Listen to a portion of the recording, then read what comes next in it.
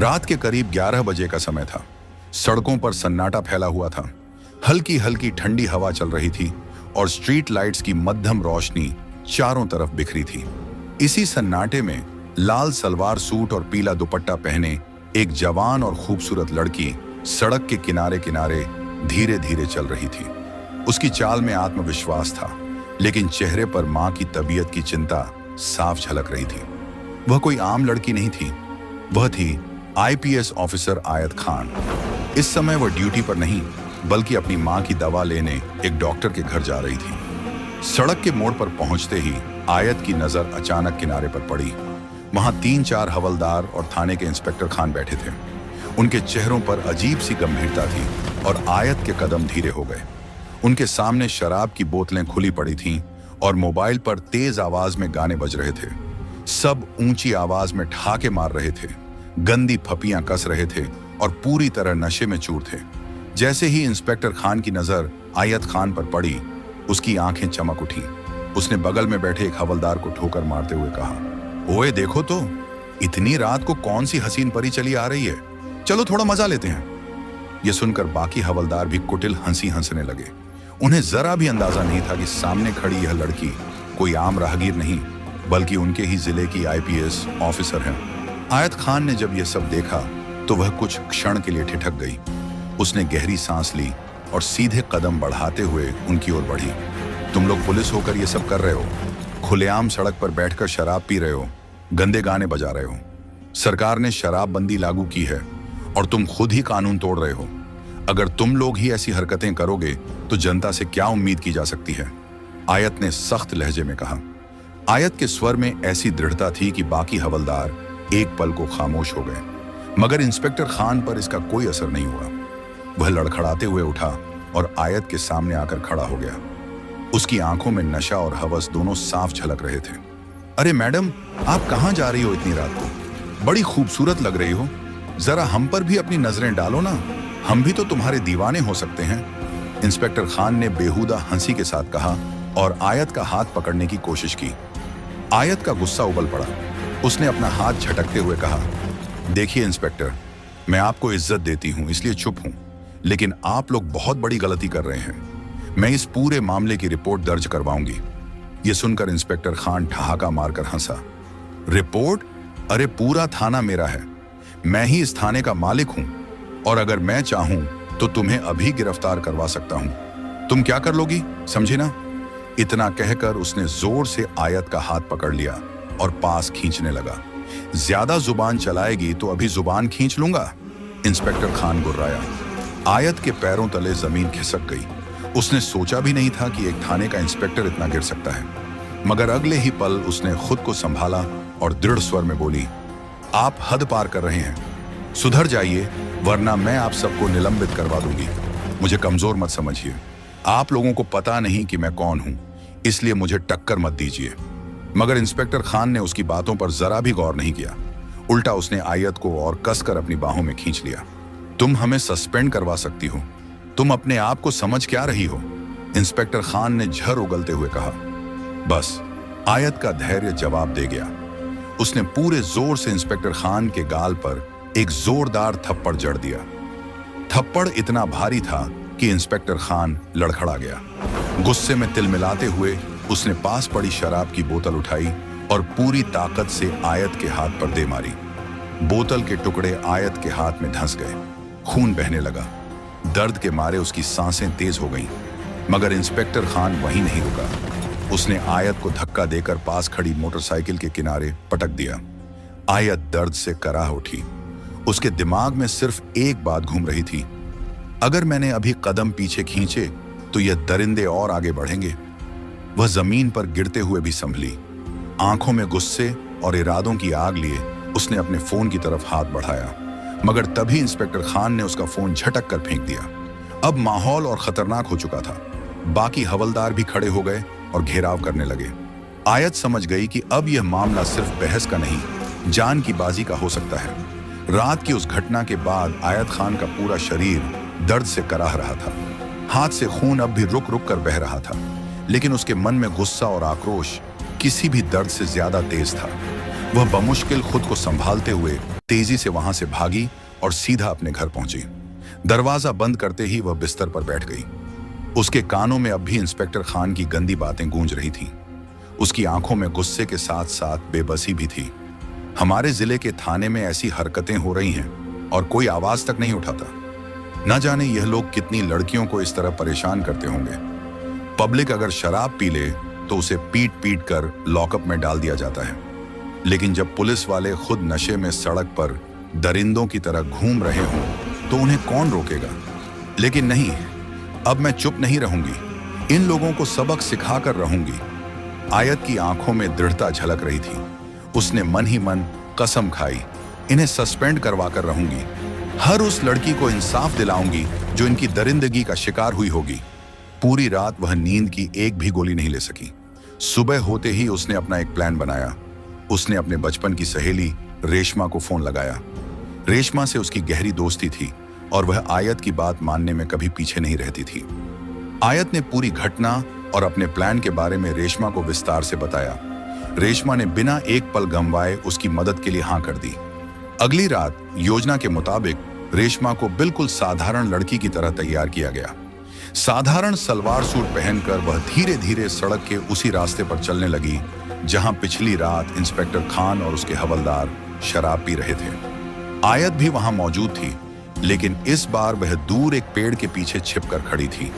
उसके हाथ में मोबाइल था जो रिकॉर्डिंग मोड में चल रहा था। जैसा अंदाजा था वैसा ही हुआ। सड़क किनारे वही दृश्य दोबारा था। इंस्पेक्टर खान और उसके हवलदार शराब की बोतलें खोले बैठे थे, गंदे गाने बजा रहे थे और बेहुदा हंसी उड़ा रहे थे। एक हवलदार ने रेशमा को देखा और इंस्पेक्टर खान से कहा, सर देखिए, आज फिर एक लड़की सड़क से जा रही है।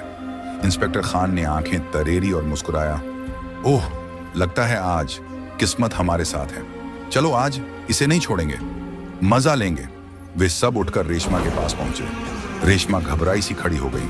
खान नशे में लड़खड़ाता हुआ उसके करीब आया और गंदी मुस्कान के साथ बोला, क्या बात है मैडम, नाम क्या है तुम्हारा? इतनी रात को कहाँ निकल पड़ी हो? चलो थोड़ा हमारे ऊपर भी ध्यान दो, तुम्हारे चेहरे ने तो हमें दीवाना कर दिया। इतना कहते हुए खान बेसुरी आवाज में गाना गाने लगा। रेशमा ने डरने का अभिनय किया। तभी एक हवलदार ने उसका हाथ पकड़ लिया और जबरदस्ती खींचने लगा। रेशमा जोर से चीखी और हाथ छुड़ाने लगी। इधर दूर खड़ी आयत सब कुछ अपने मोबाइल में रिकॉर्ड कर रही थी। उसकी उंगलियां मोबाइल को कसकर पकड़े थी ताकि कोई सबूत छूट ना जाए। जब हद पार होने लगी तो रेशमा ने प्लान के मुताबिक इंस्पेक्टर का हाथ जोर से काट लिया और झटके से छुड़ाकर भाग निकली। खान गुस्से में चीखा, अरे पकड़ो इसे! मगर नशे में धुत होने के कारण कोई भी उसके पीछे तेजी से भाग नहीं पाया। रेशमा भागते हुए सीधा आयत के पास पहुंची। दोनों तेजी से वहां से निकली और अपने अपने घर चली गईं। अब आयत के पास खान और उसके हवलदारों के खिलाफ एक ठोस सबूत था, लेकिन वह जानती थी कि केवल एक सबूत से इतना बड़ा इंस्पेक्टर नहीं झुकेगा।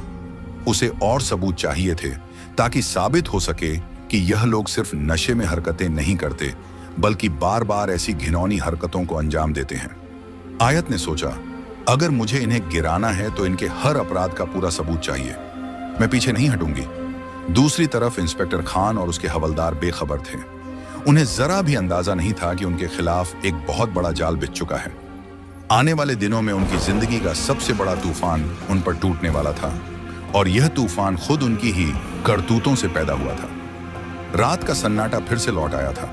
वही जगह, वही सड़क, वही हवाएं। लेकिन इस बार आयत खान का इरादा और भी मजबूत था। वह जान चुकी थी कि सिर्फ एक दो सबूत से इंस्पेक्टर खान जैसे दरिंदे को गिराना आसान नहीं होगा। उसे ऐसा सबूत चाहिए था जो ना सिर्फ अदालत में काम आए, बल्कि पूरी पब्लिक को हिला दे। तीसरी रात लाल रंग की हल्की साड़ी पहने, बालों को दुपट्टे से ढके हुए, हाथ में मोबाइल कसकर पकड़े आयत खान चुपचाप उसी सड़क की ओर बढ़ी।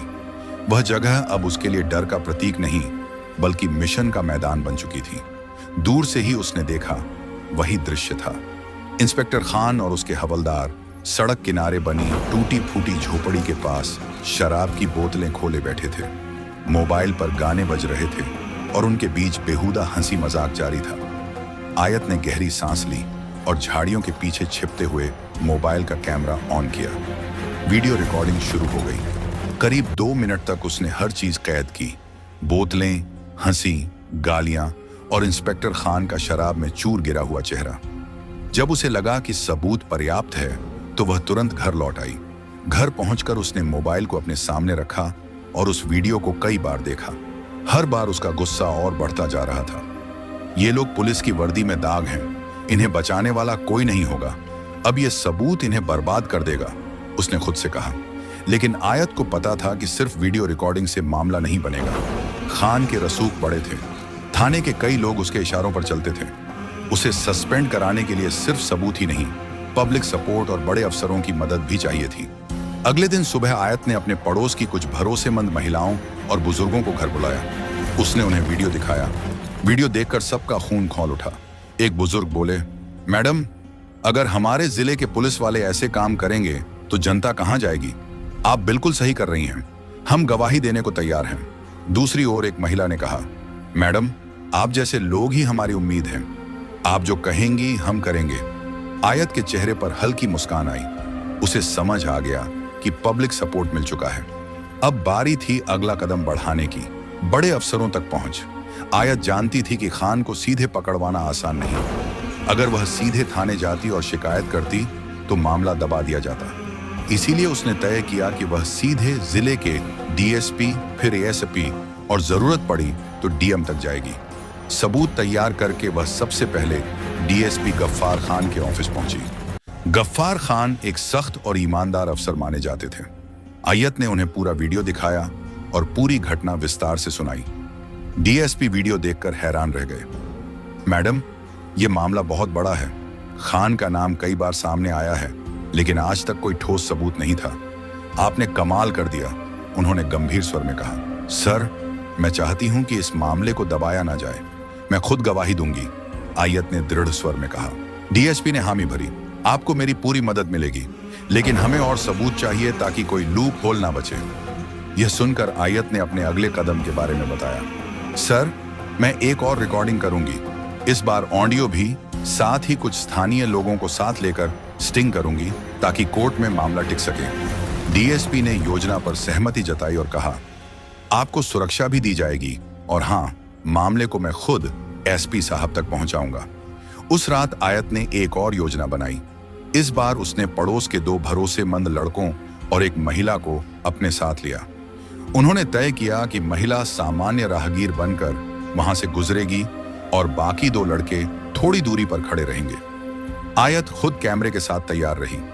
जैसा अंदाजा था, इंस्पेक्टर खान और उसके हवलदार फिर वही हरकत करते दिखे। उन्होंने उस महिला को रोकने की कोशिश की, गंदी बातें की और हाथ पकड़ने की कोशिश भी की। सब कुछ कैमरे में रिकॉर्ड हो गया।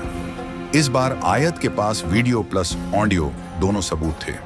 अगली सुबह आयत सीधे एएसपी संदीप चौहान के पास पहुंची। उसने सारे सबूत और पब्लिक गवाहों की सूची दिखाई। एसपी ने वीडियो देखते ही टेबल पर हाथ मारा। ये लोग पुलिस कहलाने के लायक नहीं हैं। मैडम, आपने बहुत हिम्मत दिखाई। मैं इसे तुरंत डीएम मैडम तक पहुंचाता हूं। उसके बाद आयत और एसपी खुद डीएम नाजिया खान के ऑफिस पहुंचे। नाजिया खान अपने खड़े फैसलों के लिए जानी जाती थी। उन्होंने वीडियो देखा और कड़क आवाज में कहा, यह शर्मनाक है, ऐसे लोग पुलिस की वर्दी पर कलंक हैं। मैडम, मैं आपके साथ हूं। डीएम ने तुरंत आदेश दिया कि पूरे मामले की जांच के लिए एक स्पेशल टीम बनाई जाए। साथ ही इंस्पेक्टर खान और उसके हवलदारों को तुरंत ड्यूटी से निलंबित करने का प्रस्ताव तैयार किया जाए। आयत की मेहनत रंग ला रही थी। इंस्पेक्टर खान और उसके आदमी अभी भी अनजान थे कि उनकी गिनती की घड़ियां शुरू हो चुकी हैं। आयत ने पब्लिक गवाहों से लिखित बयान लिए और सभी सबूत एक फाइल में इकट्ठा कर दिए। डीएम ने अगले ही दिन प्रेस कॉन्फ्रेंस बुलाने का आदेश दिया। आयत मैडम, कल का दिन आपकी जीत का पहला दिन होगा। हम जनता के सामने इन दरिंदों का चेहरा उजागर करेंगे। आयत की आंखों में चमक थी। उसने सोचा, अब ये लोग सिर्फ सस्पेंड नहीं होंगे, ये सबक सीखेंगे कि कानून से बड़ा कोई नहीं।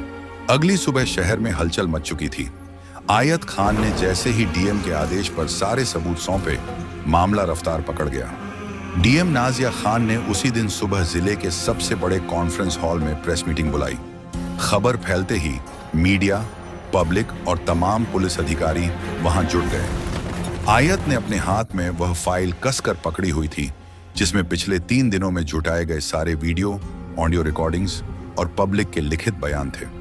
यह फाइल अब इंस्पेक्टर खान और उसके साथियों के करियर को खत्म करने वाली थी। डीएम नाजिया खान हॉल में पहुंची। उनका चेहरा कठोर था और आवाज में गुस्सा साफ झलक रहा था। हम सब यहाँ इसलिए जुटे हैं क्योंकि हमारी पुलिस फोर्स में कुछ ऐसे लोग हैं जो वर्दी का नहीं बल्कि दरिंदगी का काम कर रहे हैं। आईपीएस आयत खान ने अपनी जान पर खेलकर इन गुनहगारों का चेहरा बेनकाब किया है। आज यह वीडियो जनता और मीडिया के सामने पेश होंगे। आयत आगे बढ़ी। उन्होंने माइक उठाया और सबको संबोधित किया। 3 दिन पहले मैंने देखा कि हमारे ही जिले के थाने में तैनात इंस्पेक्टर खान और उसके हवलदार खुलेआम शराब पी रहे थे, महिलाओं को परेशान कर रहे थे। मैंने उन्हें रोकने की कोशिश की लेकिन उन्होंने मुझ पर हाथ उठाया। यही नहीं, उन्होंने मेरे साथ बदसलूकी की। अगर मैं चुप रहती तो यह दरिंदे और कितनी लड़कियों को शिकार बनाते पता नहीं। इसलिए मैंने उनके खिलाफ सबूत इकट्ठा किए। इसके बाद उन्होंने वीडियो मीडिया और जनता के सामने चला दिए। स्क्रीन पर इंस्पेक्टर खान और हवलदारों का नशे में धुत होकर सड़क पर महिलाओं को परेशान करना, गंदी बातें करना और शराब पीना साफ दिख रहा था। वीडियो देखते ही हॉल में बैठे लोग भड़क उठे। मीडिया के कैमरे लगातार फ्लैश कर रहे थे। लोग चिल्ला रहे थे, सस्पेंड करो इन्हें, जेल भेजो। डीएम ने हाथ उठाकर सबको शांत किया और कहा, इन अपराधियों के खिलाफ कड़ी कार्रवाई होगी। कानून से बड़ा कोई नहीं, चाहे वह इंस्पेक्टर हो या हवलदार। इसी बीच इंस्पेक्टर खान और उसके हवलदारों को जैसे ही खबर मिली कि उनके खिलाफ सबूत के साथ डीएम और मीडिया के सामने खुलासा हो चुका है, थाने में हड़कंप मच गया। इंस्पेक्टर खान गुस्से और डर से बौखलाया। यह सब उस आयत खान की साजिश है, लेकिन मैं देखता हूं मुझे कौन सस्पेंड करता है। तभी DSP Salman Hasan SP Dilawar Khan police force के साथ थाने पहुंचे। इंस्पेक्टर खान, एसपी ने कड़क आवाज में पुकारा। इंस्पेक्टर खान ने अकड़ दिखाने की कोशिश की। सर, यह सब झूठ है, मुझे फंसाया जा रहा है। लेकिन एसपी ने उसकी एक ना सुनी। तुम्हारे खिलाफ सबूत पुख्ता है। तुमने कानून और पुलिस वर्दी दोनों का अपमान किया है। डीएम मैडम के आदेश पर तुम्हें और तुम्हारे सभी साथी हवलदारों को तुरंत निलंबित किया जाता है। जांच के बाद तुम्हारे खिलाफ मुकदमा भी दर्ज होगा। यह सुनते ही इंस्पेक्टर खान के चेहरे का रंग उड़ गया। आयत भी वहां मौजूद थी। जब इंस्पेक्टर खान की नजर उस पर पड़ी तो वह गुस्से से बड़बड़ाया, तुमने मुझे बर्बाद कर दिया।